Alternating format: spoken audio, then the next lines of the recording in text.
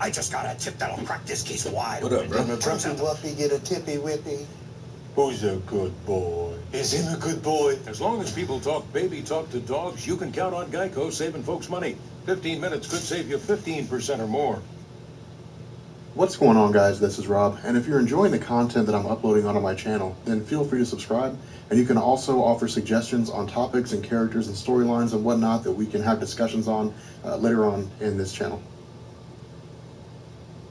All right, members of the Rob Corps, so we are finally here. We are covering the Whisperers in The Walking Dead. I gotta tell you, these guys are worse than Negan. I mean, because here's the deal. Negan was a guy that you knew was there. Like, when he showed up, his presence was obvious to the world. You know, he was cussing up and down. He had the most foul mouth I've ever heard. But his charisma as a bad guy was just amazing. Like, I loved him as a bad guy. But with the Whisperers, you don't know their presence, you're dying. Like, Robert Kirkman it's also Kirkman introducing new characters in. Now, if I were to hazard a guess, I would be surprised if it did, just because of the fact that it makes the most sense. But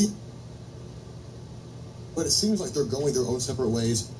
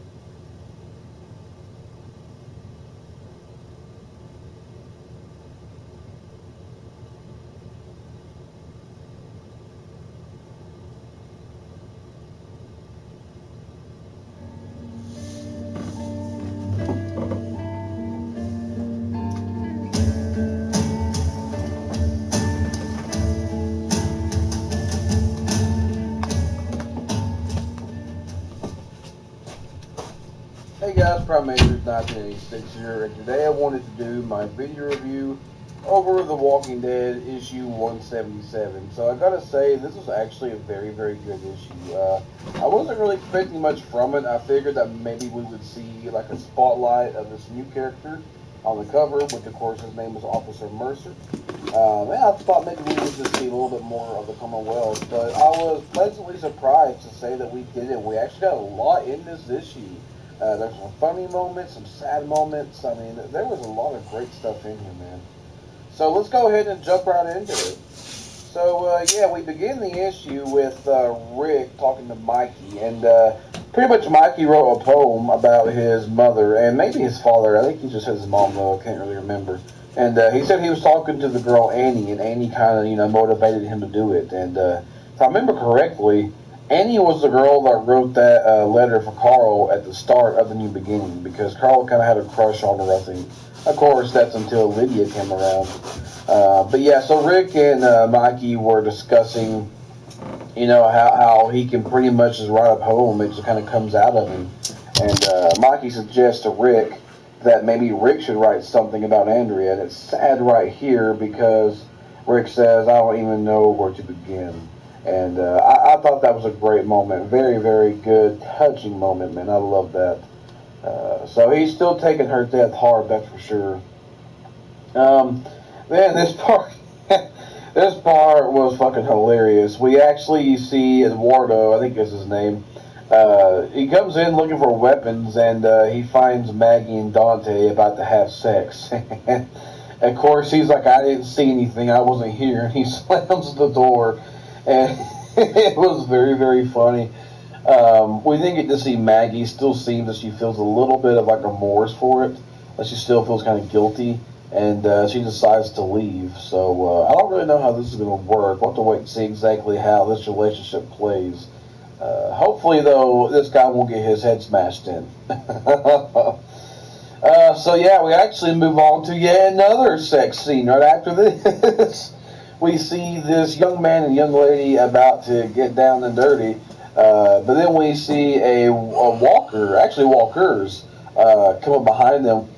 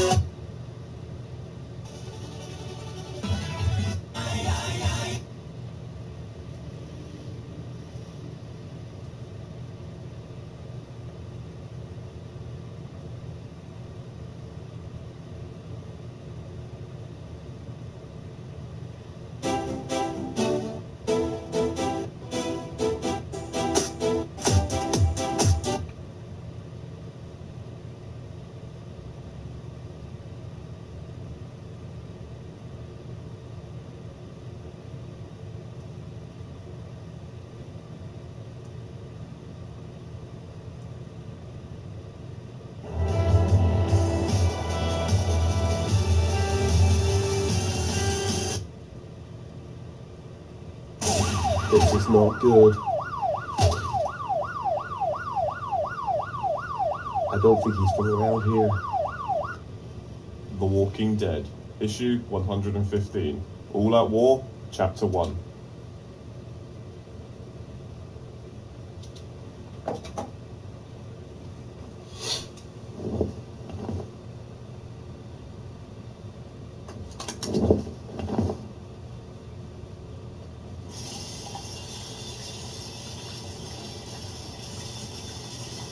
So, today's the day? Yeah. How do you feel? Overwhelmed. This is bigger than anything we've ever done. This is war. You can't have a war without casualties. Then, the way I see it, we've been at war since the beginning. Can I admit to you what I'll never admit to anyone else? I have doubts. Of course you do. I feel like sometimes people think I've figured it out, or that I at least think I do, that I'm convinced. But Andrea, I almost got myself killed. Jesus says I'm someone he can follow, that I'll make things right, rebuild the world. That seems like a lot to put on one man. I've only ever tried to keep those I've loved safe, and I haven't done a very good job at that. Nobody does a good job anymore. You've done better than most, and you keep trying. That makes you different. Do you feel like life would be better if we win this war? We can't live by the whims of Negan. We never survive. That psycho would be the death of us all. Okay then, so whatever comes of this, whatever it takes, it'll be worth it.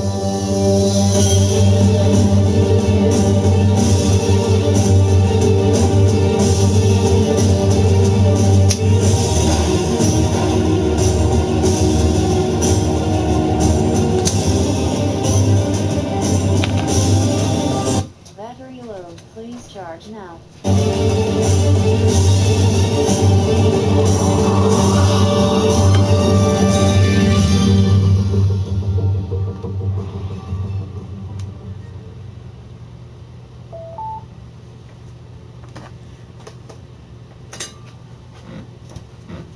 Thanks for letting me stay at your place. You know this doesn't mean anything. I don't know that, and you don't either. Don't misunderstand me, Your Majesty. This has the potential to eventually mean something, but for now, it doesn't. I can live with potential. Potential has promise. I can work with potential. Good. Now go downstairs and make sure your stupid tiger didn't tear apart my bathroom. I'll make coffee. Good news. Shiva, my stupid tiger, was very well behaved last night. She shit in your tub. Oh, come on. Seriously? It was very easy to clean up. You wouldn't even know it happened. I almost didn't tell you, but I don't want any secrets between us. Could ruin our potential. That's a secret you can keep. I don't believe we've met. I'm Ezekiel's head of security. Name's Richard. Good, Richard. How goes things? The men have arrived. The buses are stationed outside the gates, as you requested. Excellent news. Now, please inform Rick and the others.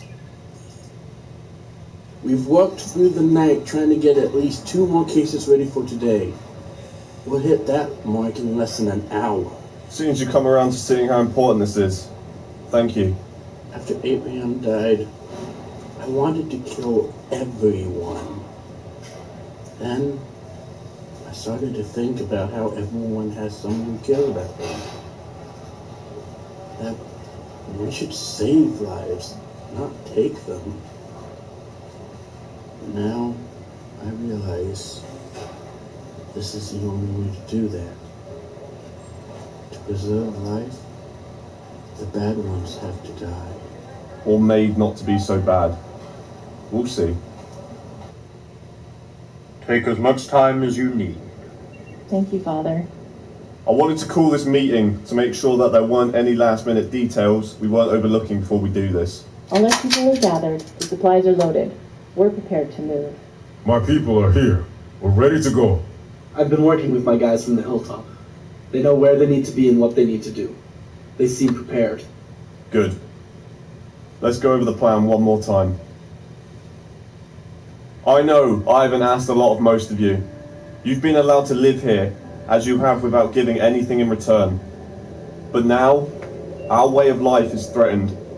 Our lives here could end. We have to do something about that, and I need your help to do so. I need some of you to come with us. You know who you are, and I appreciate the risks you're willing to take. The rest of you, I need you to be prepared. We're starting down a path, and I don't know how long it is, or where it goes along the way, but I know it ends in a good place. I need you ready to defend this place, and everyone in it, if it comes to that.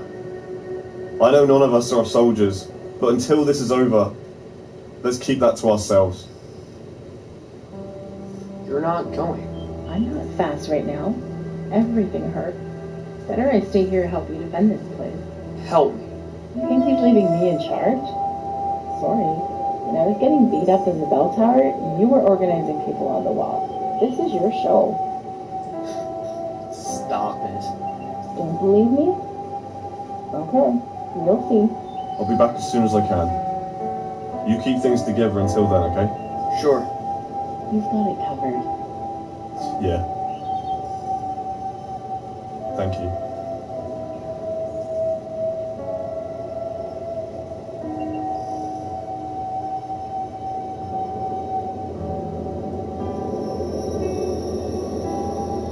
It's just another half-mile down the road here. We're very close. Good. How are you holding up? Nervous as hell. That's to be expected. Same. And yeah. Your men know to watch the windows, right? Andreas said they were good shots. And if they see anyone, light them up.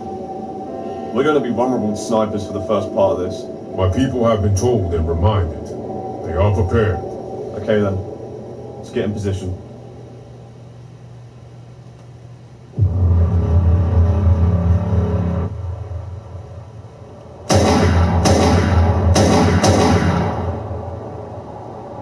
Negan! Show yourself!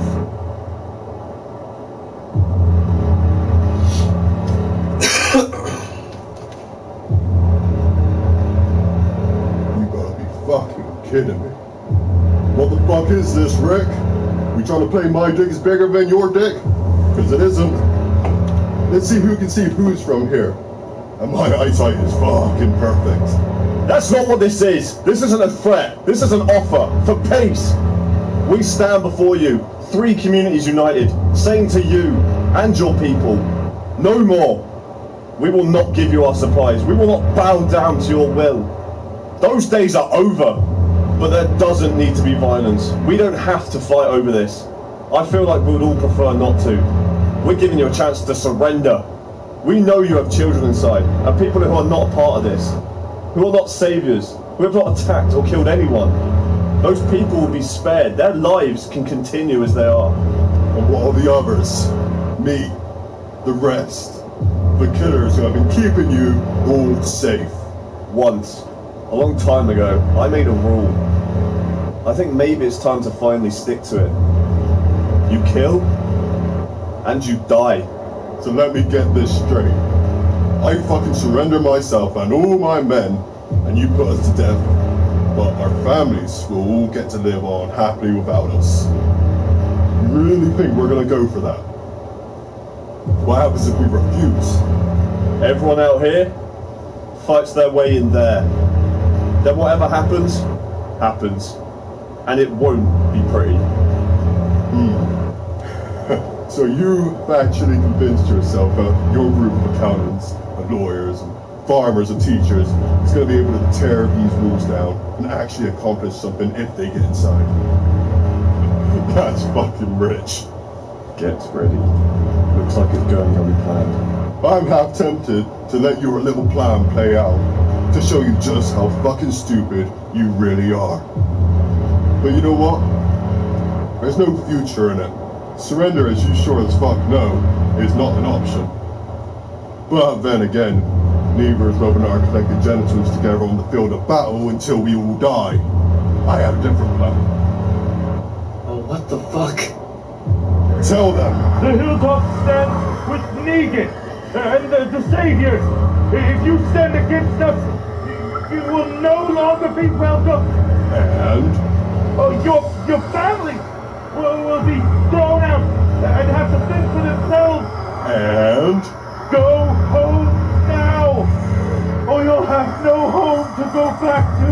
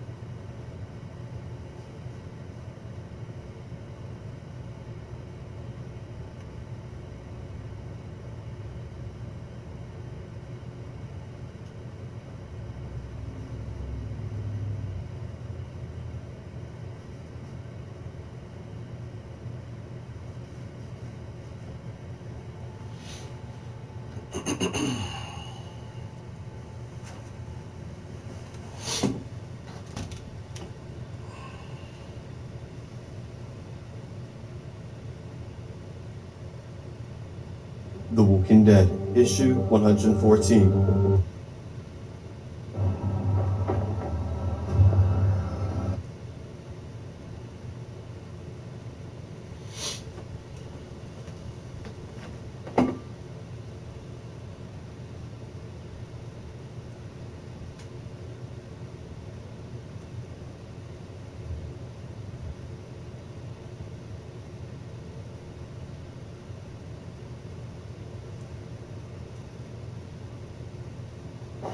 Welcome to the water.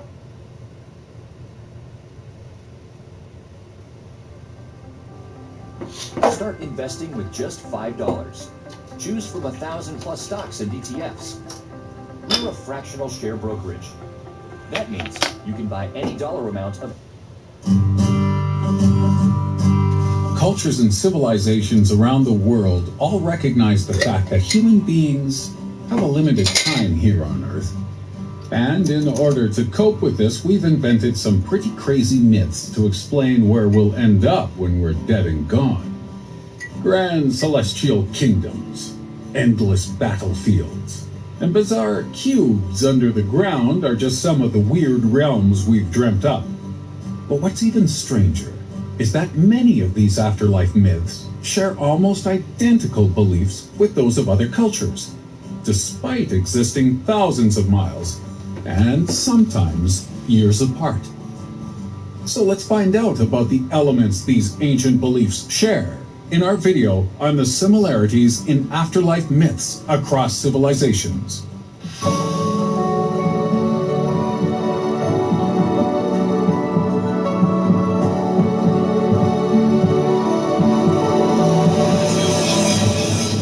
In at number 5, God. In almost every religion and every myth with creation at its heart, there exists one or more supreme beings, and whether they're immortal hammer gods or sexy water goddesses, they all have one thing in common. They are better than you.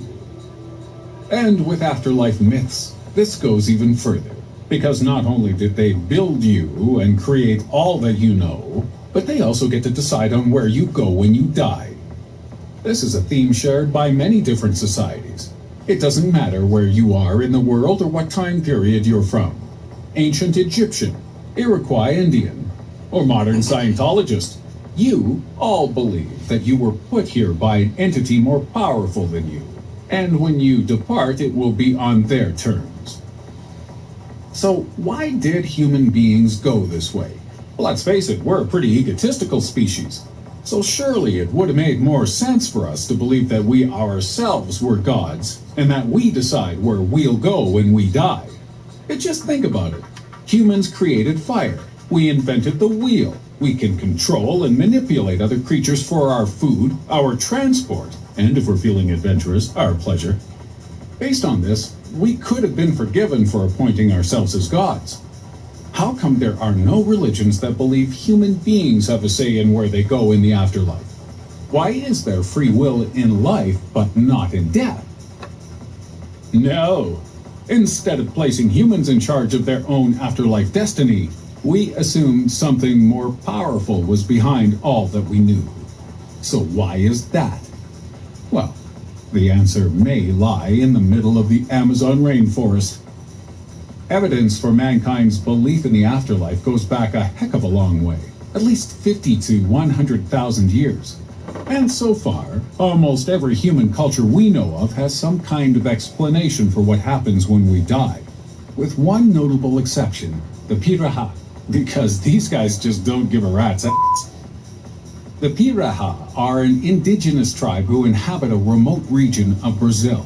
And these hunter-gatherers are the only known example of a completely godless human society.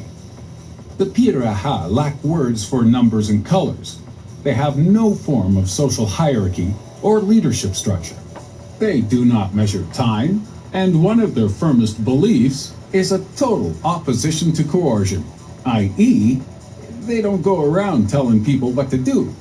Furthermore, the Piraha culture is solely concerned with the things you have directly experienced.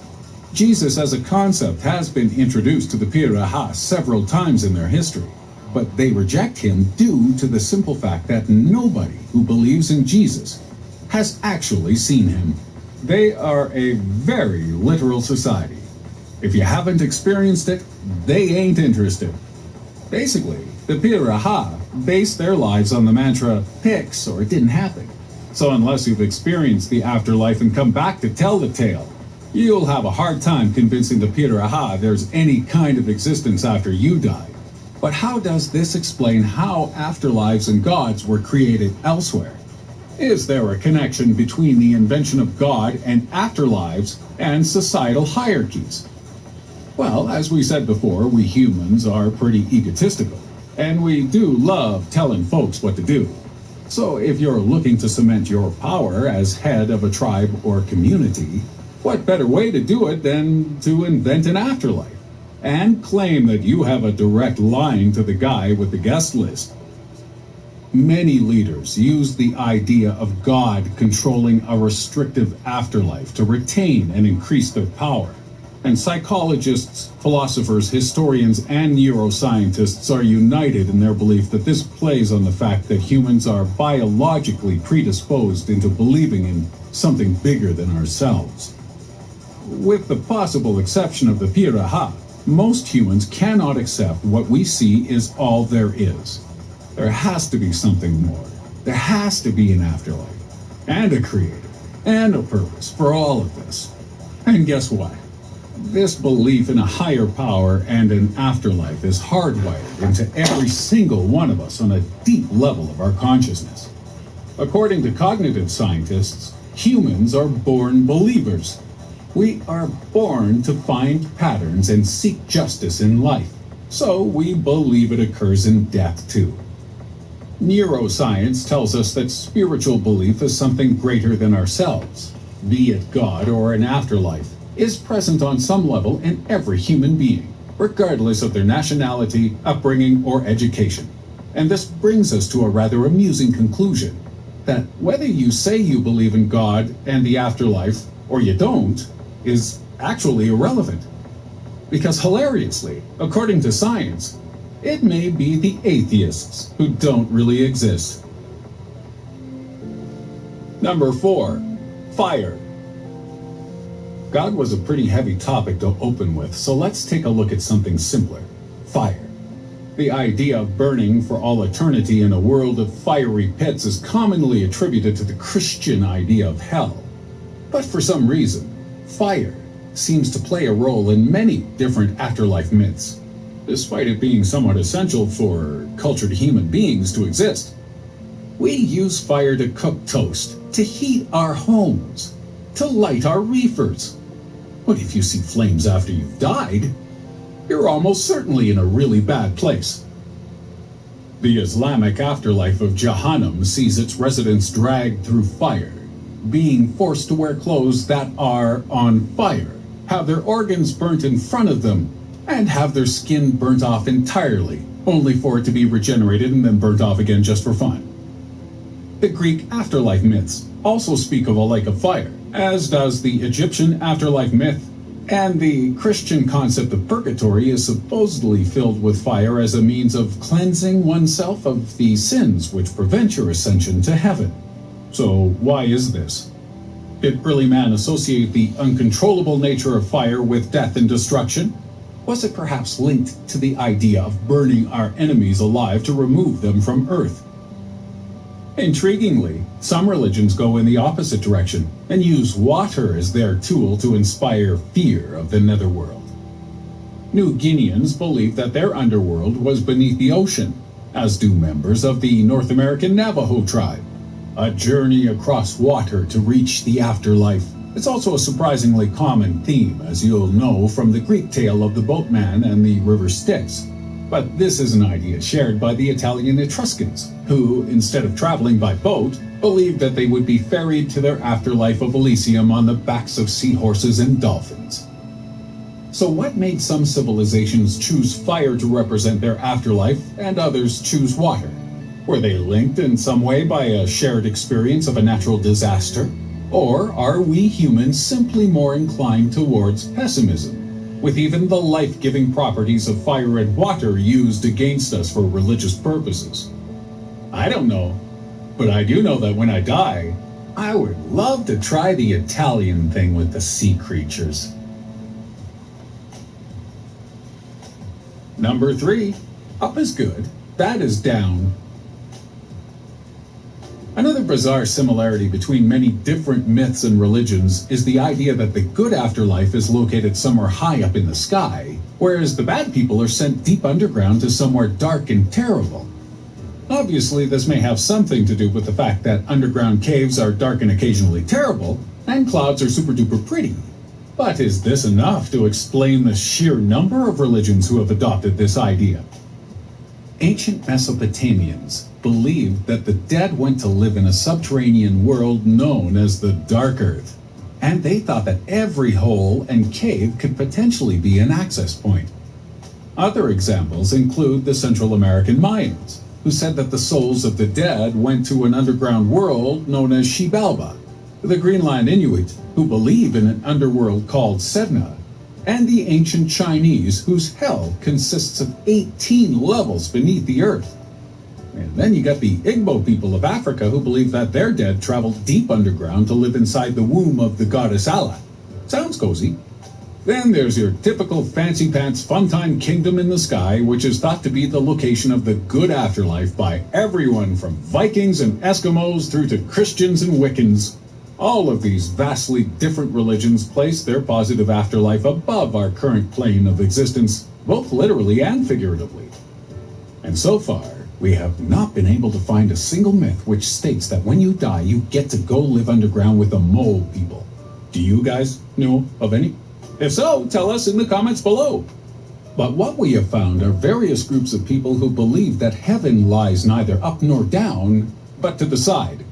The Native American Papago and Pima tribes thought that there was a place to the east where in death you'd be free of hunger and thirst. Other Native American tribes said that their heaven was somewhere out to the west, as did the Polynesians and European Celts. So it seems that regardless of their differences, most religions agree that heaven is not a place on earth, despite what that 80s song might have you believe. At 2, judgment. The Abrahamic religions of Christianity, Islam, and Judaism believe that humans are judged based on their actions during life, after which they'll be sent to an afterlife which represents their moral purity. If you've kept your wiener clean, wore a hat on Thursdays, or done whatever other crazy business your God asked of you, you'll go to the good kind of afterlife. And if not, you'll go somewhere bad forever. This idea is nothing new, and it has formed a key part of many ancient afterlife myths, including those of ancient Egyptians and Greeks. In each of these religions, your morality is determined by a god or goddess, and once they've made their decision...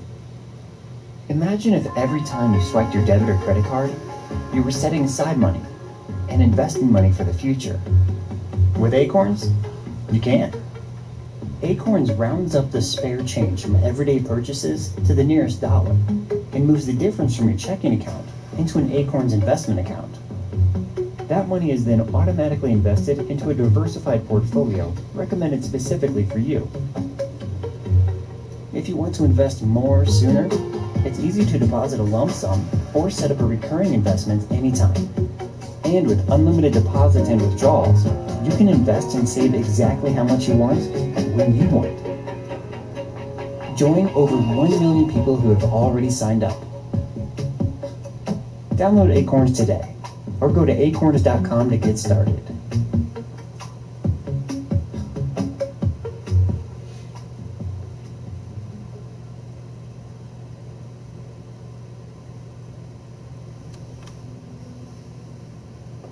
They can send you to the appropriate afterlife. But judgment can be made without the involvement of a god, and it plays a huge role in the reincarnation myths of Buddhism and Chinese religions. Within these belief systems, those who perform good deeds and resist their human desires either reincarnate as a lucky person, or they escape Earth permanently and head to a higher plane of existence.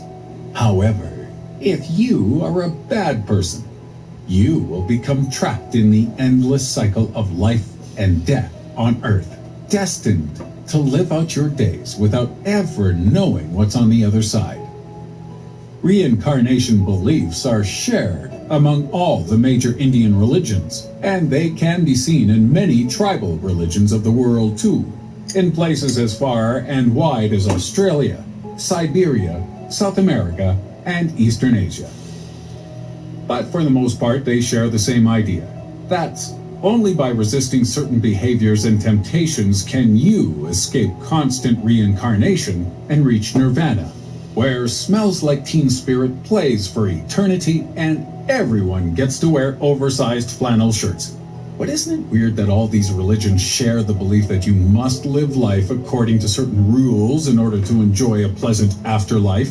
This doesn't do much to dispel the idea that religion was created for no other reason than to control people. How did so many separate groups of human beings come up with the same idea of using moral judgments as afterlife entry criteria? And are there any civilizations that reject this way of thinking? Sure are. The earliest Jews and Mesopotamians believed that the afterlife was the same for all people, regardless of your actions. And the people of Polynesia thought that your destination in the afterlife was down to your class, with commoners and upper classes retaining their status after death. But for some religions, the idea of heaven and hell is replaced by something way more badass: eternal war. And at number 1, eternal war. In both Aztec and Norse religions, the dead move on to either a world of endless war or paradise, depending on the whims of their god and whether they died in battle. Vikings believed that half of those killed in combat would continue to fight alongside Odin after death, whereas the others get to sit in a field and get drunk with the goddess Freya. But there's no indication that Norse mythology used morals to determine which afterlife you got. And what's even more bizarre is that anyone who died from boring stuff like sickness or old age would head off to hell. That's hell with one L, for an eternity of dreariness and drudgery. The Aztecs had a similar set of dual destinations in mind for their heroic warriors, as their gods would either send them to a paradise in the east or to fight alongside their war god in battle. These warriors were joined by those who had sacrificed themselves and women who had died in childbirth, as they were deemed equally as honorable as fighters. And much like the Vikings, the Aztecs also had little respect for those who were killed by old age and disease, as people who died an unremarkable death were sent to Mictlan, where you'd have to traverse through several levels of existence to reach the good levels.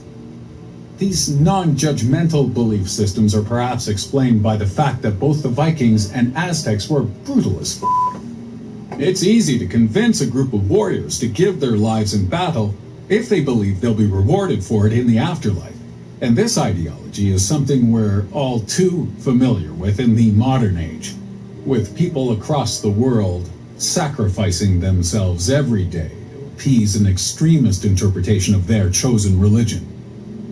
But despite what your racist uncle says, Islam is not alone in suffering from this plague.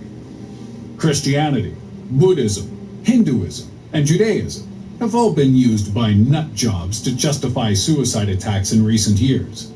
The simple fact is that you're unlikely to feel as though you have a stake in this world if your daily experience seems inferior to what awaits you in death.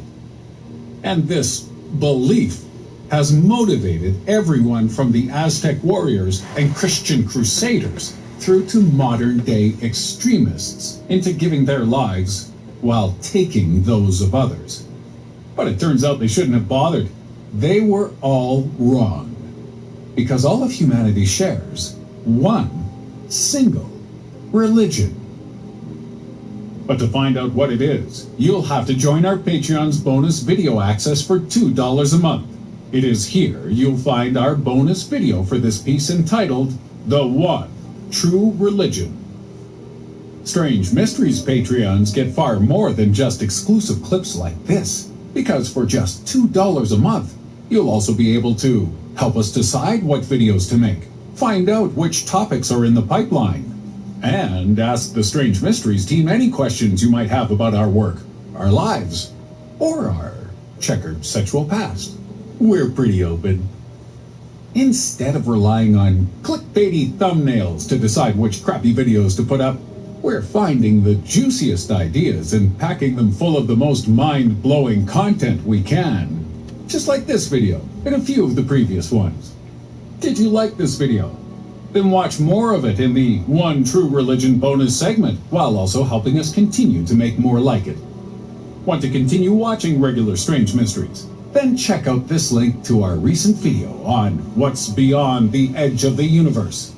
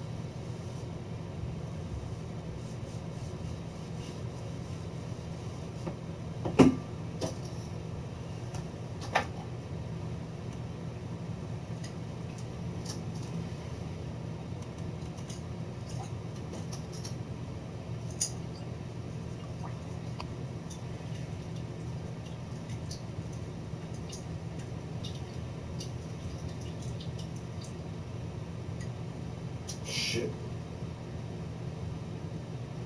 That shit splashed in my hair, but I don't see where it's at. Yo, dog face. What up, man?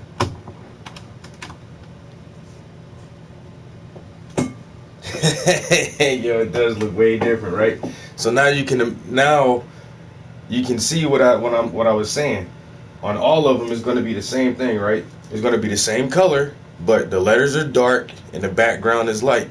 So the next canvas is going to be blue, you know, dark blue letters, a light blue background, and I'm gonna do a yellow one.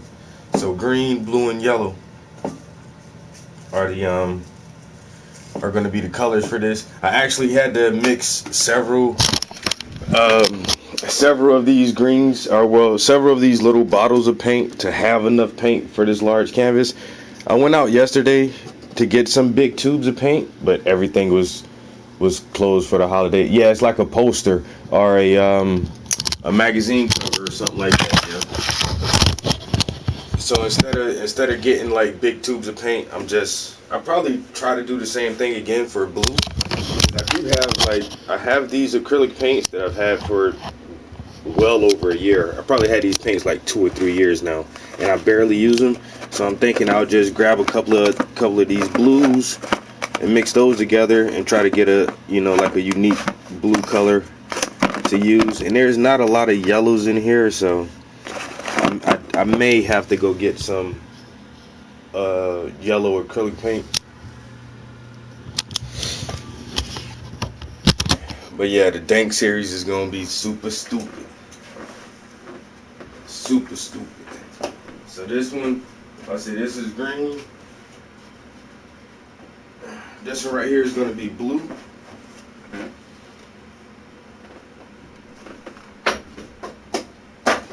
I'll make that one blue, and I'm gonna make this one yellow.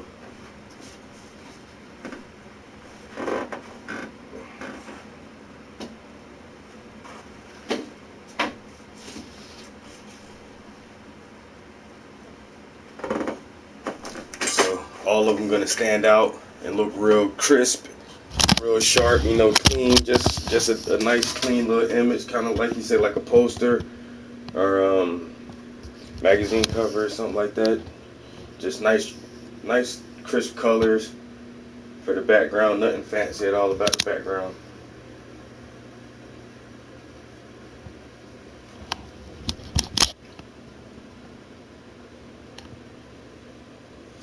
Derek, got my first hater in this bitch.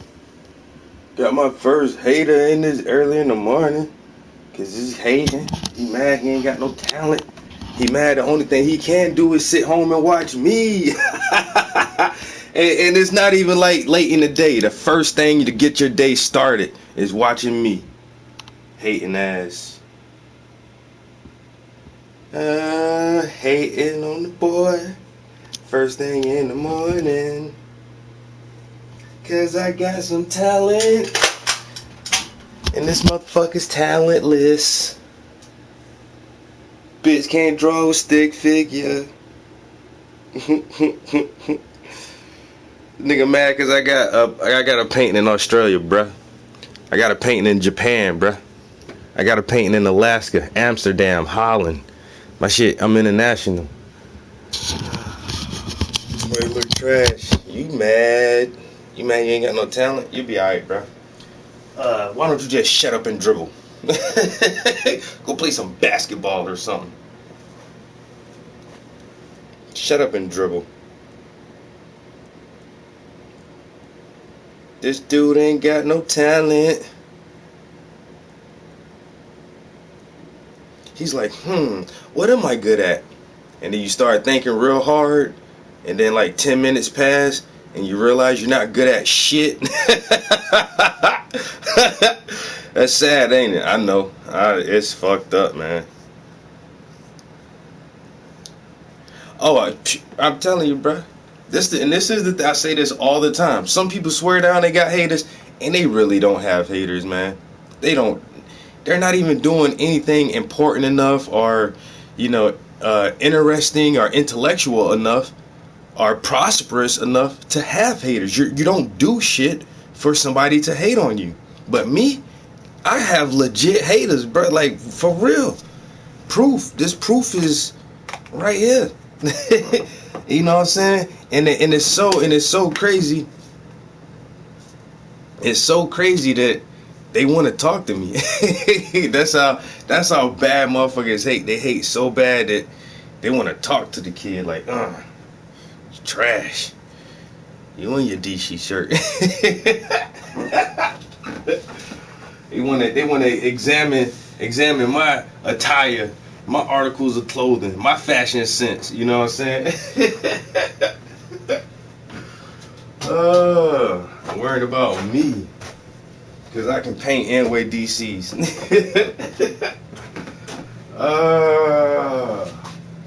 Sucker.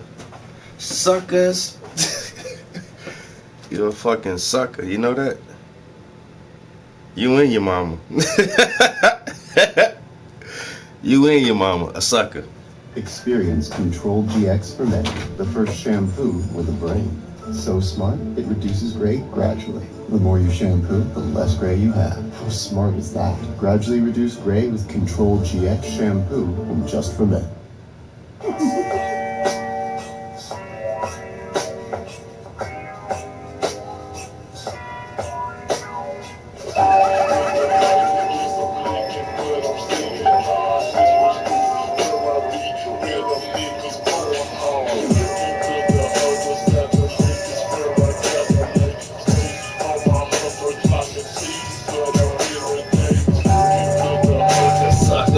Sucker, nigga, ooh.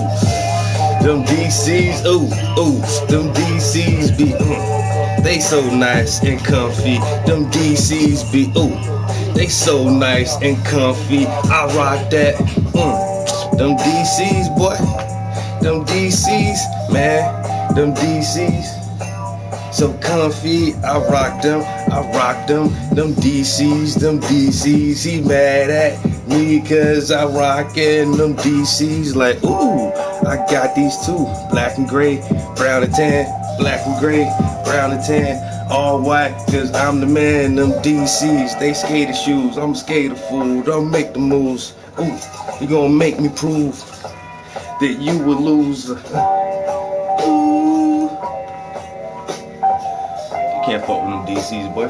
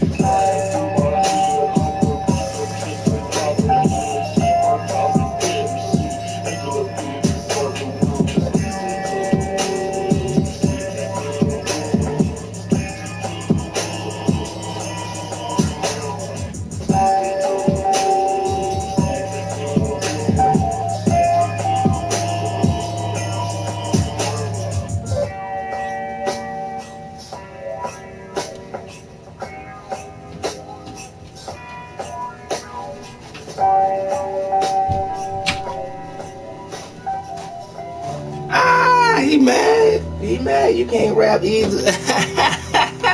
Tell it to your mom. The best thing you got on TV right now, that's why you stand up in here. Motherfucker, he don't even want to play the video game, he want to watch me paint. Tell him, guys. This that cool shit, man, this for the cool kids.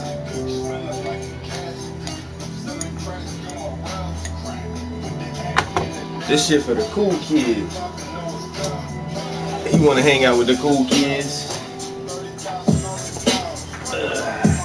You be alright. We'll give you a pass this morning to hang out with us. You know what I'm saying? But we not no haters. I don't hate on little dummies.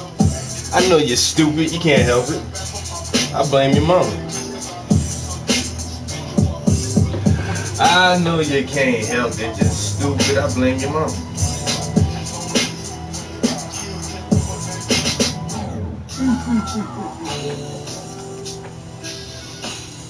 Blame your mom for raising you like that.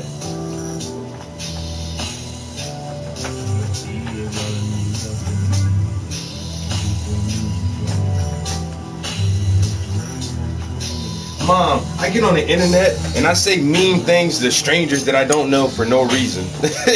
Boy, I thought I raised you better than that. No, you didn't. You didn't.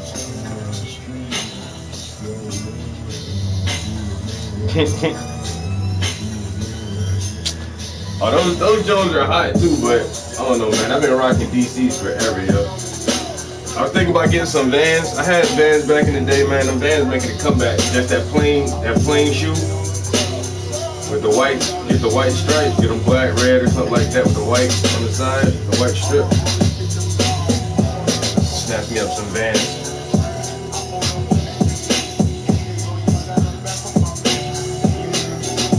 Woo, I'm dripping. I'm tripping.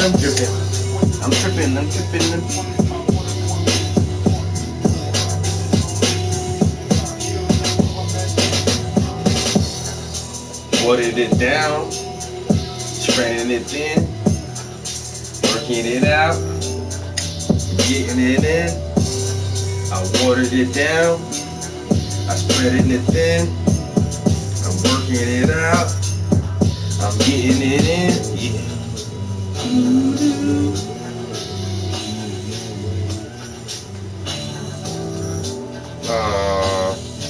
Somebody talk to that baby.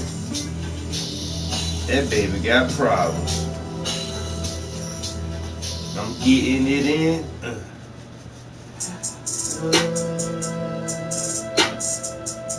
That baby got problems. He gonna shoot up a school. Y'all know that, right? That motherfucker gonna shoot up a school. Smoke. Yeah.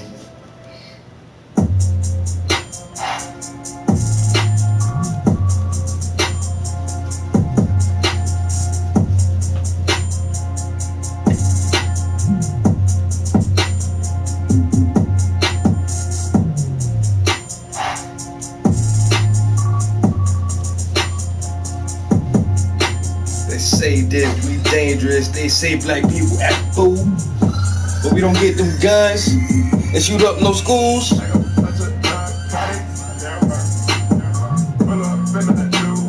Oh, I got trash in my shit, damn.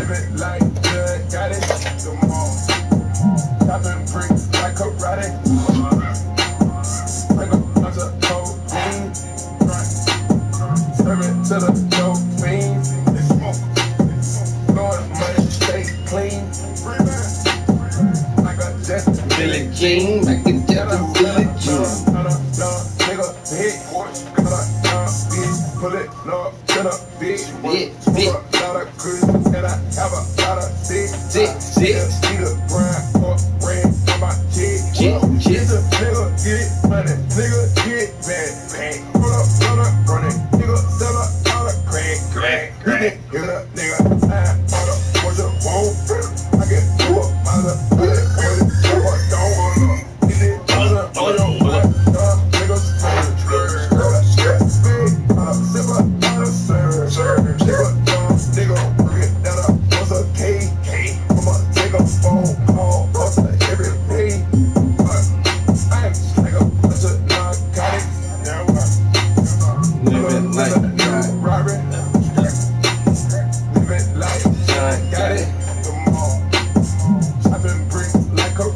Chopping bricks like karate. Pull up in the new Rari. Living like John got it. Chopping bricks like karate.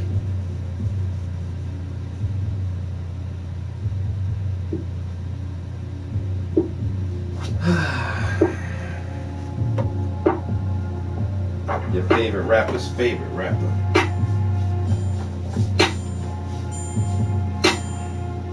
At the same time, that's your hope. Calling from 2 different phones. Tell that bitch leave me the fuck alone. See you fuck around, and I fuck alone.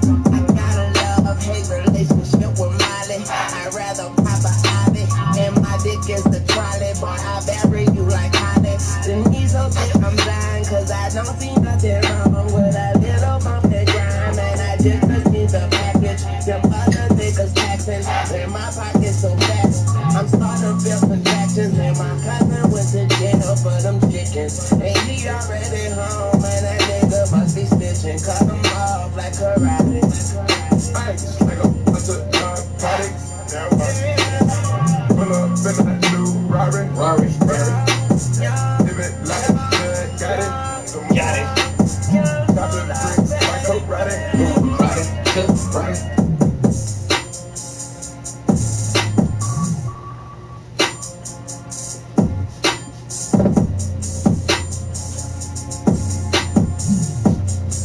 Save some of this for touch up. I know I'm gonna need some touch up at the end.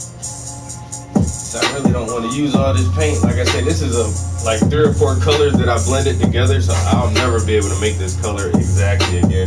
Probably be able to get real close to it, but I'm definitely going to try to save some.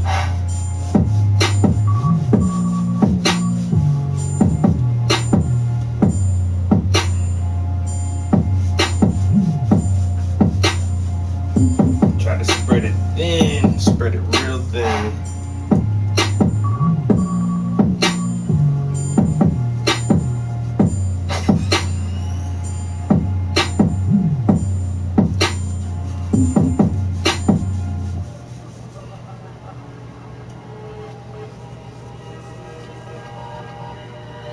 Oh my god. Oh my god. I've never seen artwork on such a scale before. Pull up in that new Rari. Michael Jackson, Billie Jean.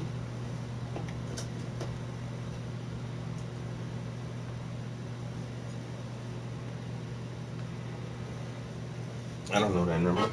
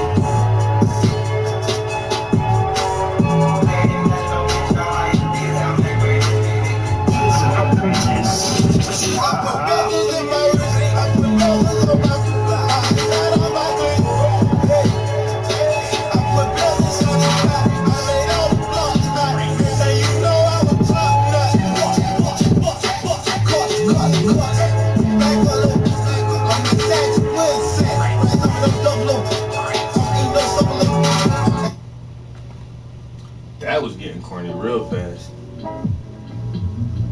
Let's try this. Let's try this mix. Oh, yeah, yeah. Cause I like that good vibe.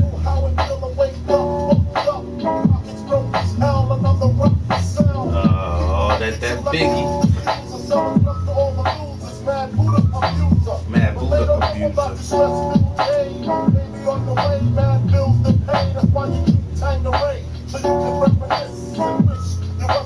So definition shit. I remember I was just like you, smoking blunts with my crew, flipping on 62s. Cause PED wasn't B.I.G. I had to get P.A.D. That's why my mom hate me. She was forced to kick me out, no doubt. Then I figured out and went for 20 down south. Packed up my tools for my raw power move. Block 19 for casket and flower moves. But Trump's trying to stop my flow. And what they don't know will show on me on top. She went to see Poppy. The cop be a brick. Asked for such assignment, he wasn't trying to hear it. Smoking mad Newports, cause I'm doing court for an assault. And I caught in Bridgeport, New York. Kiss me if you can, like a gingerbread man. You better have your gat in hand, cause man. Bullshit. Bullshit. Y'all like Biggie? I ain't never liked Biggie, yo. Hey, I'm beat.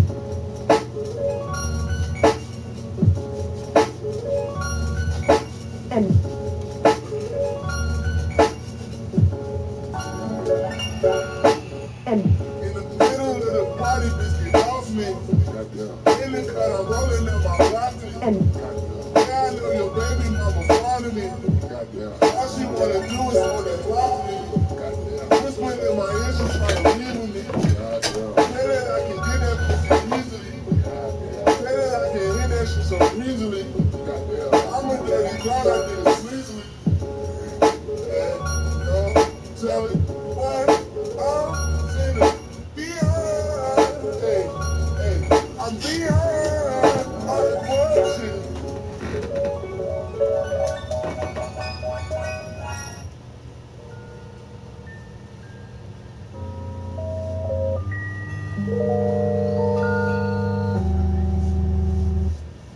I put my shit up on LinkedIn and the 192.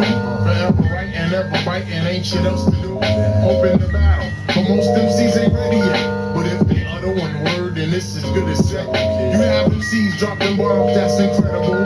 Some other brothers, this styles are just despicable. As for me, see, I just do how I love to do. Try to deny me of my props and I'll be seeing you. Most of you suckers wanna be down for the tag alone. The freaking fame, someone tell them that this shit ain't game. You got to do this from your heart, meaning your inner soul. And if it's real, only then will you be on a roll. I try to stay on top of my game, there ain't no time to lose. 4 albums deep as a quester, but still we paying dues. So hear me out one time, you got to be yourself. Cause if you ain't yourself, you end up by your friggin' self. Afro life. Man, I don't know, man. I swear there's only like 2 or 3 Biggie songs that I ever liked, yo. Like, I don't know. He was kind of whack to me, yo. He just, I don't know, his lyrics wasn't the shit to me. Party and bullshit, party and, man, fuck that bullshit, man. You bullshit, Biggie. Come up with some better lyrics. Could never die. Fucking drug shit. Alright, I think the background is done. So now I'm gonna go back and I'm gonna get my browns and yellows and start working on the skin tone and start bringing the portrait to life. I'm gonna go back over the edges in like 20 or 30 minutes. So there is green on the edge. I probably won't do the top and the bottom because how big it is when it hangs on the wall, you probably won't be able to see the top and the bottom of the canvas. So I'll just paint the edges green. And this shit is coming together nicely. Oh man, I love when my visions start to show themselves. You know what I'm saying? This shit is looking dope, son.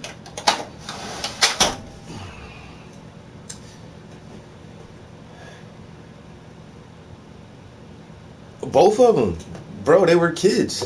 Literally, they were kids, man. They weren't even 30. You know what I'm saying? I can remember when I turned 30, I was like, I'm grown, but I still need to learn a lot about the world. You know? And shit, I'm fucking 37 and I still feel like I got a lot to learn. You know, I'm still developing. I'm still maturing. My viewpoints of the world are still changing. And, you know, when you're struck down at 25, 26 years old, you really don't fucking know shit at 26 years old.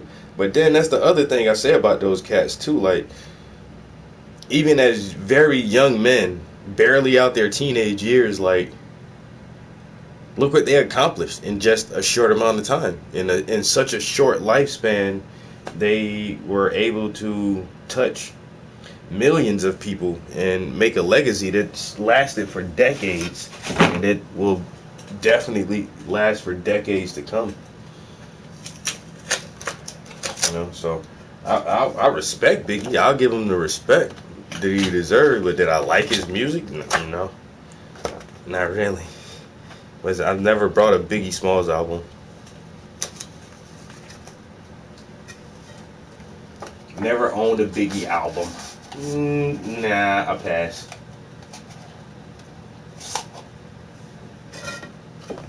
Party and bullshit.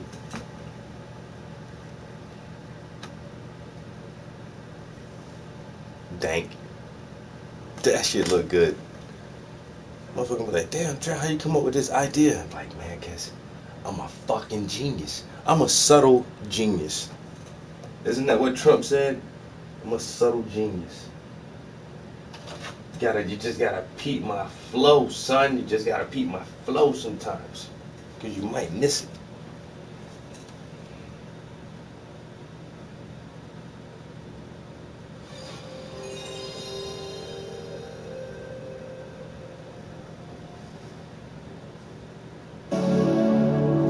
Yeah, Pushman is in the building. Pushman Twice Entertainment. They told me on the track.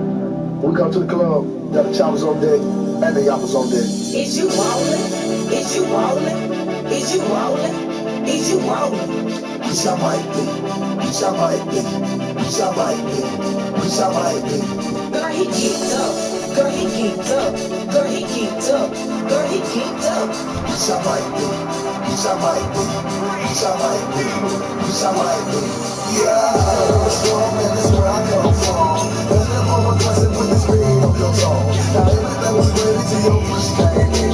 By the same time that that thing kicked in. I said we just ready when she got a nice body. I'm geeked up, thinking this was it about it. Ain't your man no trigger cause you look like Janet Jackson. I'm a freedom with Jackson, I'm looking for that action. Pushing man, you stupid man, I love the way you flowing. Wine in my drop when I don't know where I'm going. On the way to live, I keep riding the sucker. The inside of my line smelling like a pound of bubble. Wish I might be, wish I might be, wish I might be, wish I might be, might be,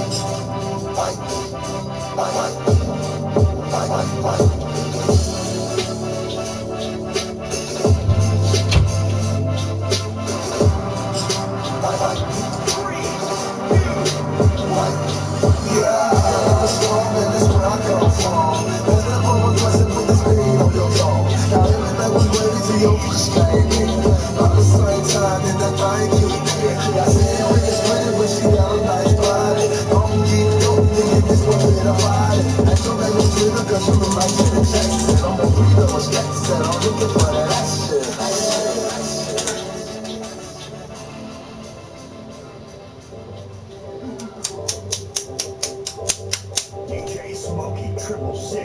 DJ Smokey 666.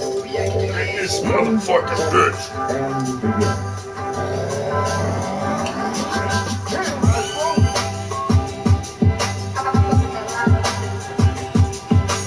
Smoked Out Positive Squad. Smoked Out Positive Squad. Put the needle on the record when the drum beats go like this. I know you're gonna dig this.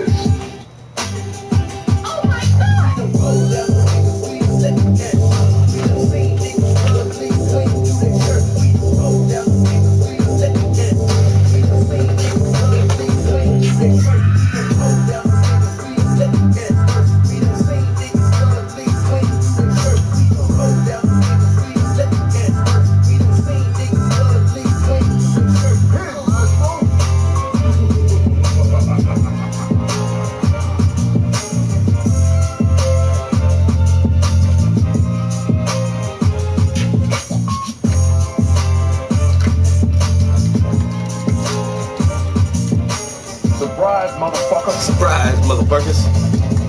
It's Trap House, bitch.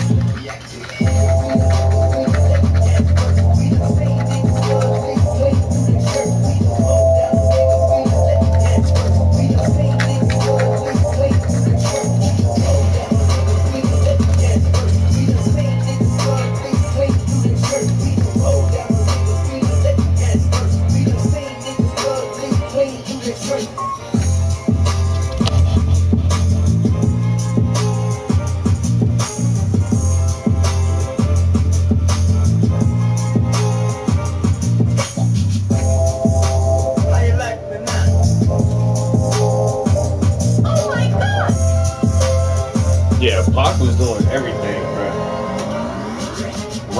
Writing books, poetry books, and like you say, acting, music. He was still like they trying to do some activism work, you know what I'm saying? Like Pac would have been a great man, yo. If he could have lived to be like 45, you know, how old would Pac be right now? If Pac was still alive, he'd be like 47 or 48 years old or something. You know what I'm saying? He'd probably be a congressman or a senator or something by now.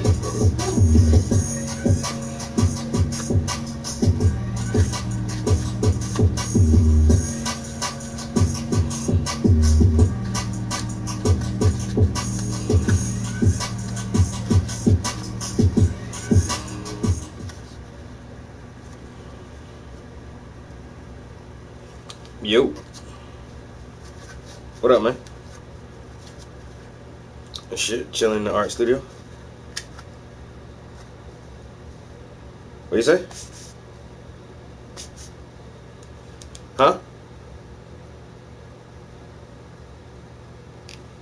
No. Shit, I'm just getting started, bro. Just getting started. I've been here for an hour and a half already. That ain't shit. I'll probably be in here for like 3 hours, 3-4 hours. Huh?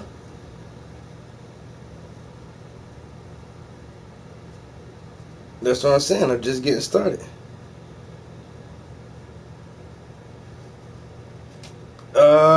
Kinda. I went to the gym and stuff. I ain't really come here to like a little bit after 9. What you doing today? Shit, I was gonna holler at you anyway. I wanted to grab one of them things. And shit, you gonna come through and get on camera with me?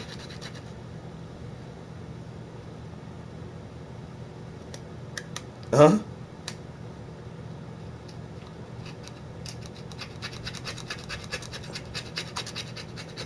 Alright. That shit, holler at me when you get over, man. No, we're gonna wait for a minute because the landlord gotta come over. Yeah, that shit. Shall I see you in a minute? I said, I'll see you in a minute. Alright.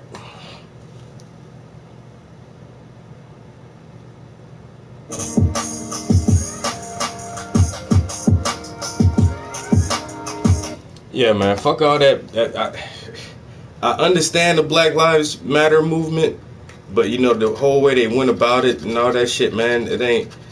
I bet that shit wouldn't even needed to take place, yo. Pac would have did some real big shit, yo. Like,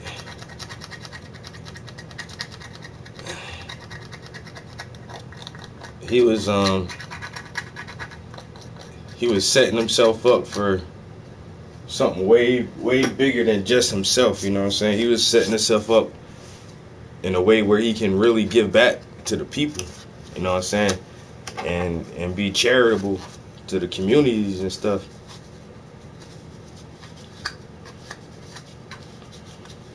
He wasn't, I mean, he obviously he liked nice things, nice women, cars, jewelry, but he thought about people too, man. Pac wasn't all about himself. And there's a couple of interviews where he says that shit, you know what I'm saying? Like, damn, I done made everybody millions of dollars, man. Everybody. I done made the movie studios millions and millions of dollars. I done made the record labels millions and millions of dollars. He's like, yo, it's time to make millions for me and my people, you know what I'm saying? We about to get this money, start making this money just for us, you know what I'm saying? I made everybody else millionaires. Now it's time for us to come up, you know what I'm saying? I was like, yeah. And that's why he was trying to break away from that Death Row label, man. He was about to start his own shit. That euthanasia.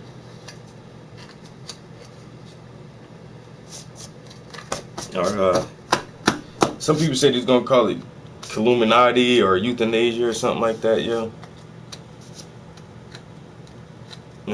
Yeah, Pac would have been on some way different shit, yo.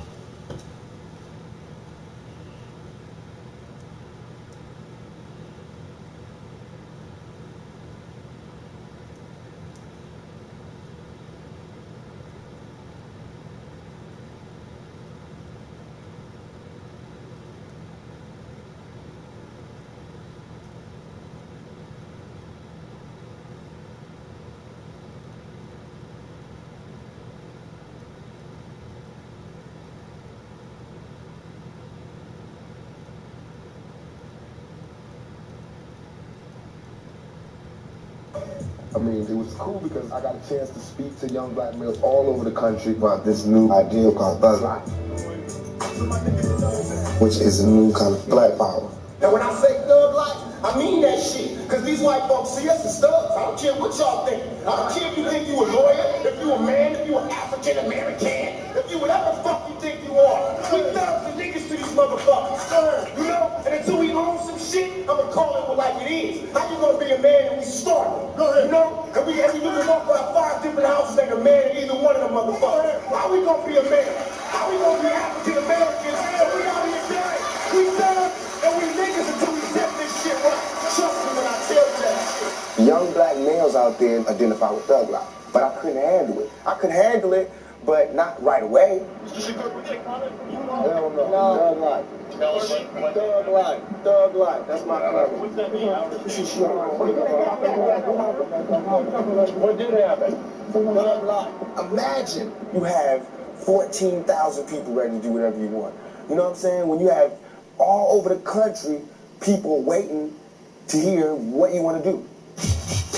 All of a sudden, I got people in the penitentiary, big-time OG criminals, calling me, telling me they want me to lead their movement. I mean, I'm gonna have a... Van Dyke fucking Brown, bitch. Happy Ishtar.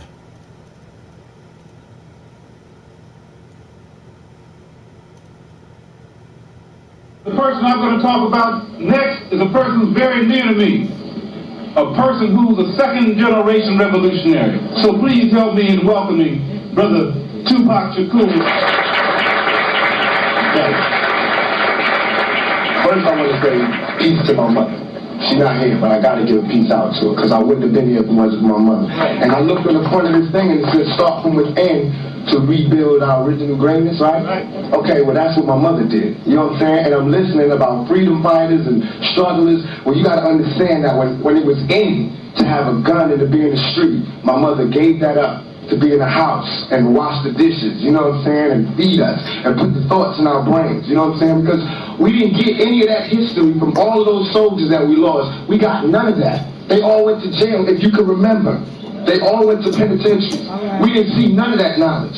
If it was not for my mother who stayed home and didn't go out and do all that, then I wouldn't have had shit, excuse my language, but I wouldn't have been nowhere. So what I want to do, hopefully, is I want to be I am Tupac Shakur. I have to be a reminder that we can't chill out. No, it ain't time to cool out and banquets and all that. It's still on. It's on just like it was on when you was young, and you want to say fuck that, just like you said fuck that back then. So how come now that I'm 20 years old, ready to... Yeah, because I'm 20 years old and I'm ready to bang in the streets. Y'all telling me not to do that shit. Yo. What?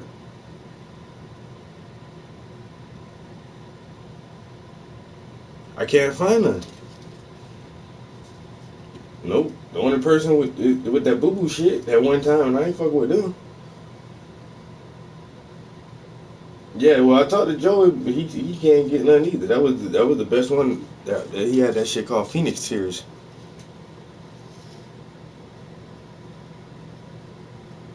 Yeah. I don't know where that shit at. Yeah, they were everywhere.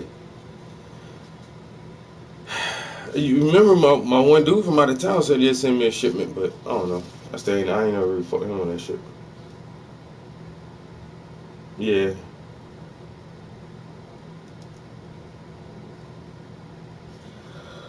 But I don't know where it's at right now.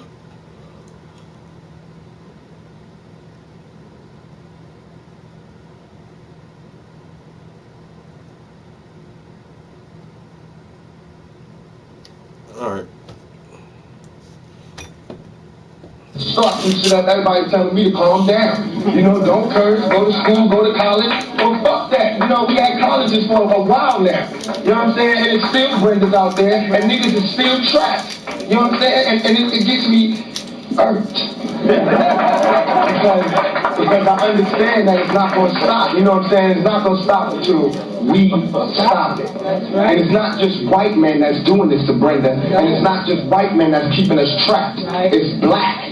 You know what I'm saying? We have to find the new African in everybody, in all of us. Because if we keep running around looking for black and who got the most colors on and who got the baddest dashiki on, we still gonna get, excuse my language, fucked. Because it irks me that my mother right now is going through, you know, she has to get clean. This is somebody who I watched travel the whole country. You know what I'm saying? During the time when women were scared to speak up for the Black Panthers. She spoke at Harvard, Yale, everywhere. And now I see my mother as what's really going on. You know what I'm saying? And I don't see no big parades around my mother now. And she done got a dozen fucking awards. And I don't see nobody there. You understand what I'm saying? So about all this, I take that lightly. I take all this lightly. What I want you to take seriously is what we have to do for the youth. Because we're coming up in a totally different world. This is not the same world that you had. This is not the 60s. This is not that. We grew up BC, before crack. That should say it all. You understand what I'm saying? We did not grow up without parents. You had parents that told you this and that, and this is what went on back in the day. Now you don't have that. You have young kids, 14, coming home, their mama's smoking out or doing it to their best friend to get the product. You understand what I'm saying? So that means that it's not just about you taking care of your child, it's about you taking care of these children. Because that's what's out here. It's the damn children. You understand what I'm saying? And it hurts. It hurts. And I gotta it bothers me, not hurts. It bothers me that I have to sidestep my youth to stand up and do some shit that somebody else supposed to be doing. You understand what I'm saying? There's too many men out here for me to be doing it. Because it ain't my turn yet. I'm supposed to be following behind him getting the knowledge. I don't even got a chance to get the fucking knowledge. I can't go to college. There's too much problems out here. I don't got the money. Nobody do. You understand what I'm saying? So what I'm saying is it's not as easy as we mapping it out to be. And we gotta stay real. We gotta stay real. Before we can be New African, we gotta be black first. You understand? We gotta get our brothers from the street like Harriet Tubman did. Why can't we look at that and see exactly what she was doing? Like Malcolm did. The real Malcolm. Before the Nation of Islam. You gotta remember this was a pimp. You know what I'm saying? The push and all that. We forgot about all of that. And I strive to be enlightened. We forgot about all our brothers in the street. About all our dope dealers, our pushers and our pimps. And that's who's teaching the new generation. Because y'all not doing it. I'm sorry. But it's the pimps and the pushers who's teaching us. So if you got a problem with how we was raised, it's because they was the only ones who could do it. They the only ones who did it. While everybody else wanted to go to college and, you know, yeah, everything has changed. They was the ones that was telling you the white man ain't shit. Here you go. Check this out, young blood. You take this product, you switch it, you make money, and that's how you beat the white man. You get money, you get the hell up out of here. Nobody else did that. So I don't want to hear shit about nobody telling me who I can't love and respect until you start doing what they did. You understand what I'm saying? To me, this is Mecca. You know what I'm saying? This is the black family. I see it here. But what makes it even that much more sad, what makes me want to cry, I'm just getting into it. You know what I'm saying? This shit about to get real deep now, buddy. I'm about to get this gambling out. But that's why I like Pac over Biggie. You'll never hear Biggie say none of this shit, you know what I'm saying? None of this shit. But Pac was young, 20 years old. Revolutionary as fuck, son. Revolutionary as fuck. You know what I'm saying? That's why I say just imagine him with, you know, 40 million, 60, $100 million to himself in his own account. Goddamn, and enough years and wisdom and education on this side, man, he would have blew up. He would have took all his wealth. He would have turned that shit into something different, yo. A force for change, a powerful force for change, is what Tupac was trying to build. And then you listen to Biggie, he just want to party and bullshit and party. Man, get the fuck out of here with that shit, yo. Pac talk about a lot of negative shit, and he degraded women in his lyrics too, but I know that's just, once again, that's just a young man coming of age. That's a young man growing up, experiencing the world, you know what I'm saying, the environment around him. But at the same time, even at such a young age, he can still filter through most of the bullshit and bring himself to his senses, you know what I'm saying, when he sobered up and get off the weed and Henny. And he gave you that, you know, shed so many tears, Brenda's got a baby, you know what I'm saying, dear mama, you know what I'm saying, that shit like that. Biggie ain't never give you no shit like that, ever.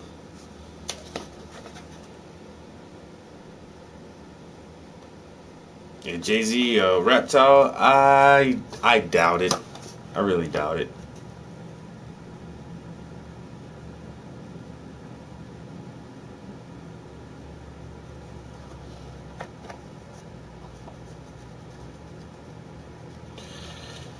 Oh.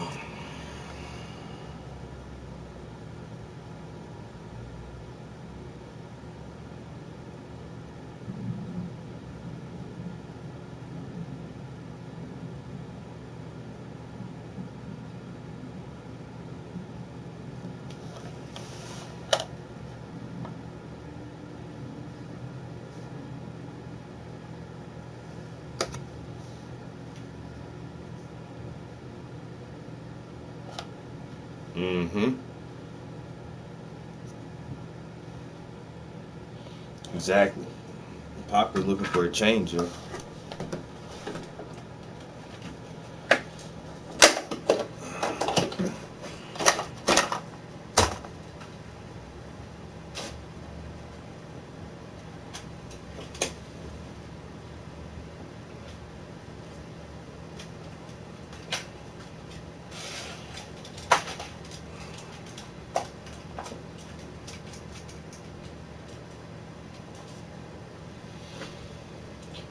Okay, I'm just gonna blow it up with my basic skin colors because I paint people so much, so I just use basically the same colors all the time.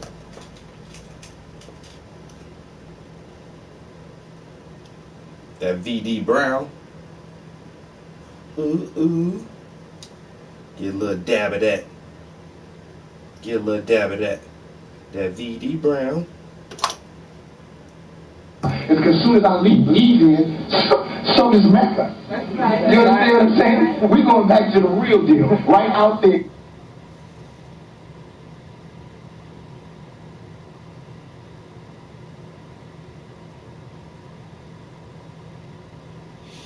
Yeah, but 666 is carbon. That's all it is. Everybody wants to say it's the devil and all, even in the Bible, that shit don't mean shit, yo. 6 electrons, 6 neutrons, 6 protons is carbon. Carbon is the building blocks of life, you know what I'm saying? They try to tell me 666 is the sign of the beast, but I really know it's carbon, and that's what created me in the physical. Plus the God particle or spirit molecule, and I understand my conscience is astronomical. I'm gonna write a whole rhyme about that 666. That shit don't mean shit, man.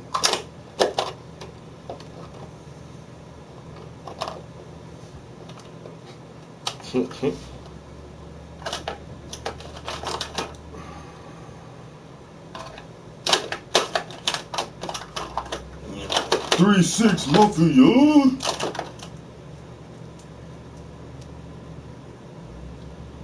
Triple six ain't nothing but carbon. That's all it is, man. It's carbon, man. It's just carbon. You know? Everything from graphite to diamonds. Ooh, ooh. Love those diamonds.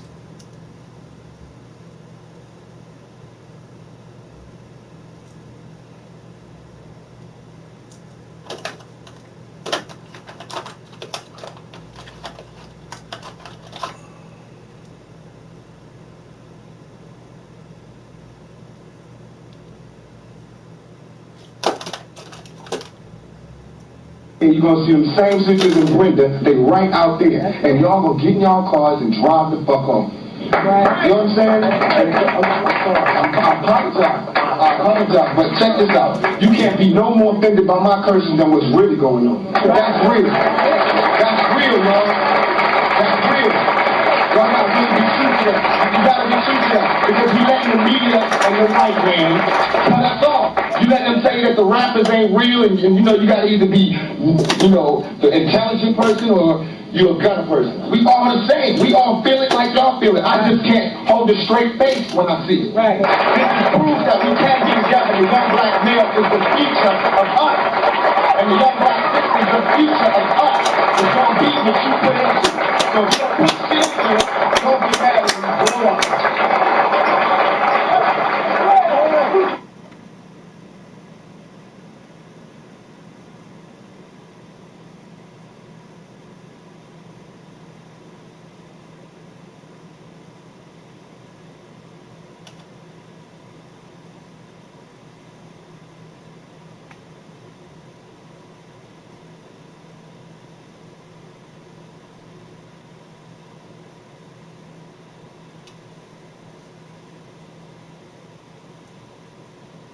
What I want people to know is that don't support the phonies.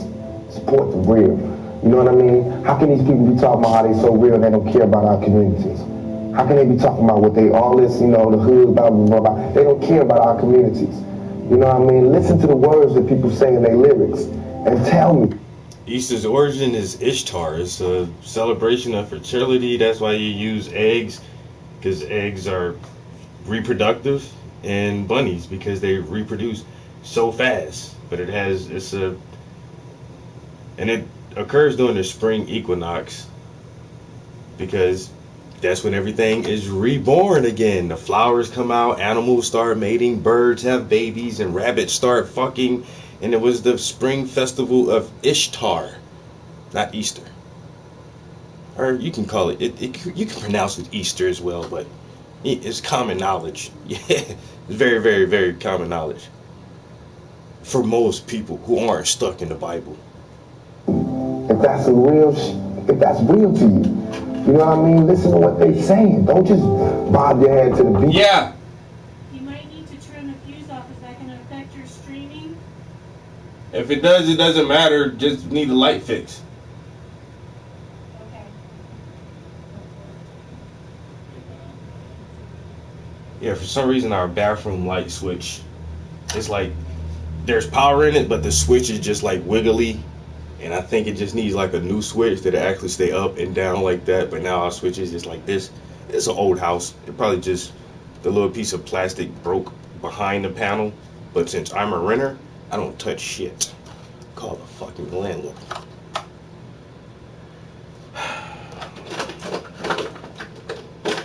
Oh, you could have did that yourself. I know I could have. Keep the game. And listen to what I'm saying, to hold us accountable for it. A lot of people, black, white, Mexican, young or old, fat or skinny, have a problem being true to themselves. They have a problem looking in the mirror and looking directly into their own souls. The reason I sell 6 million records, the reason I can go to jail and come out without a scratch, the reason I can walk around, the reason I am who I am today is because I can look directly into my face and find my soul. You know, if I know that in this hotel room, they have food every day, and I'm knocking on the door every day to eat, and they open the door, let me see the party, let me see like they throwing salami all over just like throwing food around, but they're telling me there's no food in here. You know what I'm saying? Every day, I'm standing outside trying to sing my way in. You know what I'm saying? We are hungry, please let us in. We are hungry, please let us in. After about a week, that song is gonna change. We hungry, we need some food. After 2-3 weeks, it's like, you know, give me a food, breaking out the door. And after a year, niggas just like, you know what I'm saying, I'm picking the lock, coming through the door blasting, you know what I'm saying? It's like you hungry, you reached your level, you don't want any more. We asked 10 years ago. We was asking with the Panthers. We was asking with them, you know, the civil rights movement. We was asking, you know, now those people that were asking, they're all dead and in jail. So now what do you think we're going to do? Yes, I am going to say that I'm a thug. That's because I came from the gutter, and I'm still here. How can Reagan live in the White House, which has a lot of rooms, and then be homelessness? And he's talking about helping homelessness. This is what I mean about practicality.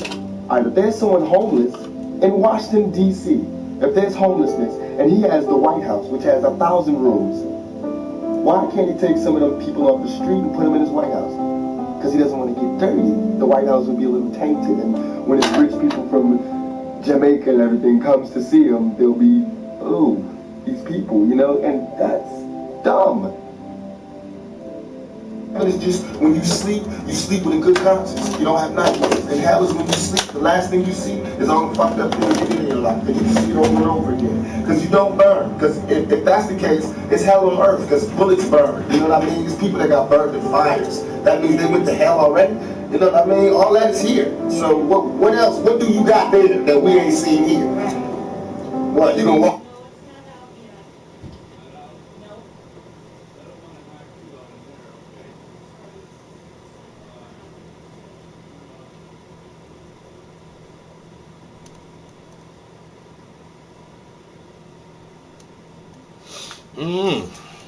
Is Babylon related to Tammuz? But there's immaculate conceptions everywhere, yo. Even fucking Horus was apparently conceived immaculately because she had to make a gold fowl.